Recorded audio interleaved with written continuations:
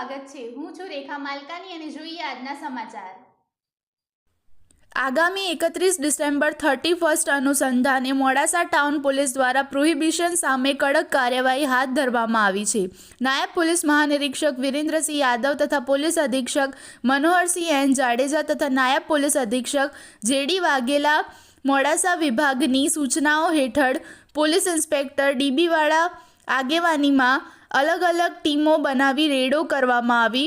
છેલ્લા એક સપ્તાહમાં મોડાસા ટાઉન પોલીસ સ્ટેશન વિસ્તારમાં દેશી વિદેશી દારૂના કુલ 30 કેસો તથા નાકા પોઈન્ટ પર વાહન ચેકિંગ દરમિયાન ડ્રિંક એન્ડ ડ્રાઈવના 13 કેસો નોંધાયા છે।